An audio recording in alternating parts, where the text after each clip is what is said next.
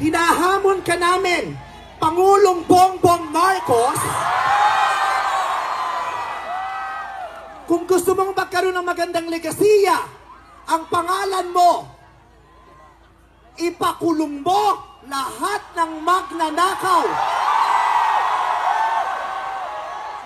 Nakatingin kami sa iyo, Pangulong Bongbong Marcos.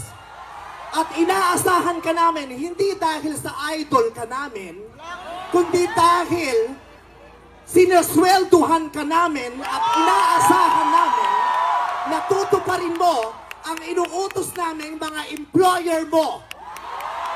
Kami ang nagpapasahod sa inyo. Tapos na ang panahon na natatakot tayo sa gobyerno.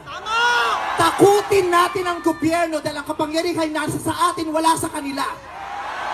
Nakatingin kami sa inyo. Ipakulong. Lahat ipakulong.